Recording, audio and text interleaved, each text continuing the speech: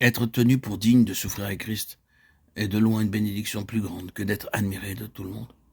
Être honoré de la communion de Jésus dans sa croix est beaucoup mieux que d'être assis en tant que chef, comme un roi sur les autres. Est-ce ceci votre photographie spirituelle aujourd'hui? Est-ce que vous vous dites, je me souviens lorsque le Seigneur m'amena à être à lui d'un cœur sans partage, je le remercie pour sa miséricorde envers moi, le premier des pécheurs.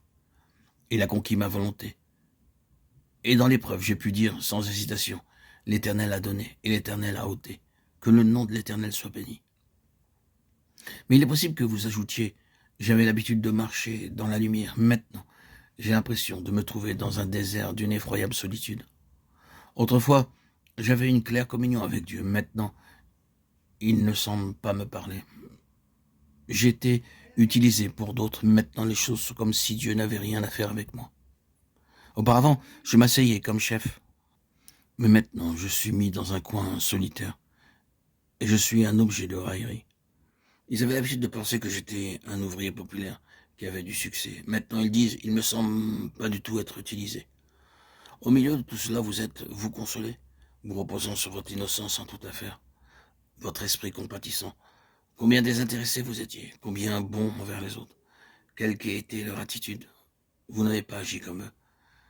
Avez-vous été plus occupé à vous justifier vous-même plutôt qu'à dire c'est Dieu qui m'a conduit dans ce chemin de l'épreuve, et je préfère marcher avec lui que d'avoir tous les hommes que le monde peut donner.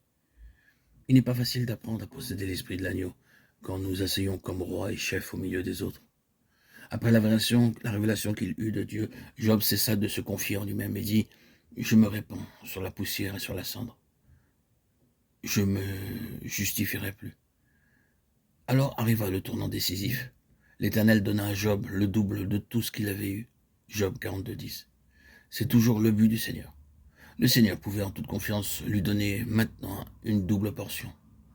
Le Seigneur voudrait nous dire aujourd'hui, mon enfant, je ne me complais pas à te déposséder, mais je ne veux pas que tu dises mon, mais je veux que tu dises, Seigneur, tout est à toi, non pas à moi. Je veux que tu apprennes à vivre non pas en toi-même, mais en moi, et à saisir toutes choses en moi seulement.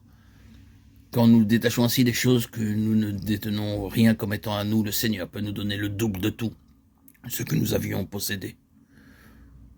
Le double de tout donné à Job nous suggère la portion du premier-né. Le premier-né recevait toujours la double portion. Deutéronome 21:17. Dans le domaine spirituel, Jésus fut le premier-né d'entre les morts. Nous sommes unis à lui. Quand nous nous détachons ainsi des choses, que nous ne détenons rien comme étant à nous, le Seigneur peut nous donner le double de tout, de ce que nous avions possédé. Le double de tout donné à Job nous suggère la portion du premier-né. Le premier-né recevait toujours la double portion. Deutéronome 21:17.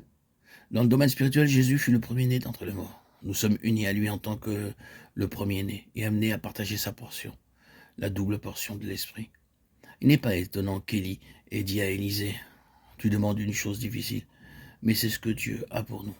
Si nous sommes disposés à lui permettre de nous conduire directement à travers le chemin du Jourdain, dans la vie en Christ, de l'autre côté où il peut épancher sur nous sa richesse,